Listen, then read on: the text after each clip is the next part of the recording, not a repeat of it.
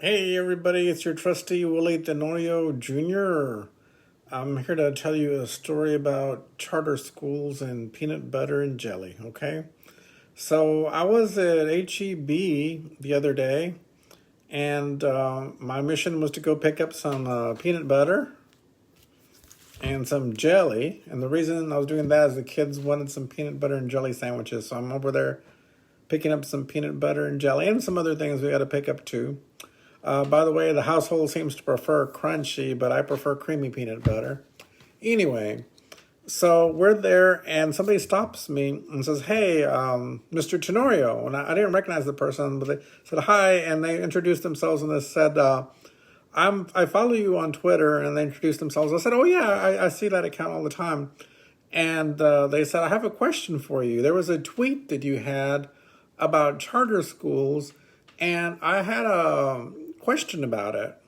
So let me tell you real quick what the tweet was, and then I'll tell you what the question was." So basically, there were some charter schools that were approved by the State Board of Education recently, and those charter schools included one here in the Buda area. As you know, we already have one in Kyle, but there's a new one that was approved in the Buda area.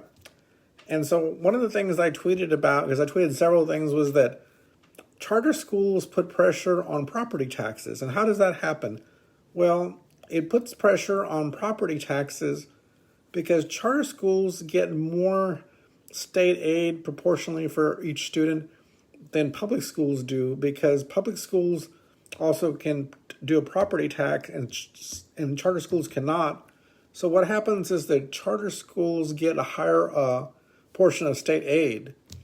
So that state aid could have gone into other public schools, and thus reduce the need for property taxes. See, so it does put pressure on property taxes, and so they understood that point there. But what they wanted to ask me was, what happens if you want to stop the expansion of charter schools?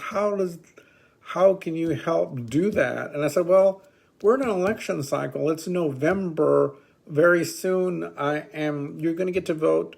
And so I suggested that you pay attention to the people that you're electing and see what their position is. So I'll give you an example. Let me tell you who controls charter schools and whether more are built. So one is the governor, and sets a lot of the state policy. He or she also appoints the Texas Education Agency Commissioner, and they set a lot of the policy, whether it's friendly to charter schools or not friendly to charter schools. And then the Texas Education Agency, they also decide if a charter school's application goes forward or not. So they decide that. Then it goes to the State Board of Education.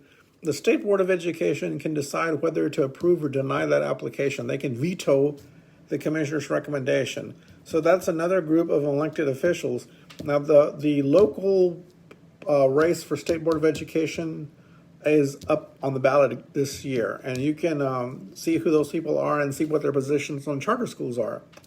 So whether you favor charter schools or don't favor charter schools, I believe the opponents have opposite views on that. I'm not completely sure. So then members of the legislature also set laws that favor charter school or don't favor charter schools. So those people have positions on whether they favor charter schools or don't. So when you have a state rep race, I would ask them, I would read what their responses are to any questionnaires. And if you're at a forum, ask them what their position on charter schools is. Are they for them or against them? And so that's another way you can learn about what's going on. Now, school board members don't directly influence charter schools because we can't say yes or no to one. We do have the ability to create what's called an in-district charter school. So, for example, Hayes CISD could create a charter school that's in-district. Most charter schools, though, or in Texas, are separate from the local public school. They're their own entity, and they're run by nonprofits typically. Though some of the nonprofits that run charter schools, as you may have read in the newspaper, have gotten into trouble for various things. There was a charter school here locally whose executive director had to resign because of some financial issues that were happening at the charter school. So, there's that. So those are ways that you can influence whether more charter schools are built or not by looking at who is running for election. So you can look at state reps, the governor's office, because they set a lot of policy, and they also introduce bills for or against charter schools. The lieutenant governor right now, Dan Patrick, is a big proponent of charter schools. He loves them, and he has made sure that a lot of laws that are friendly toward them pass. So, that's why you'll find a lot of pro-education people have not supported Dan Patrick as much.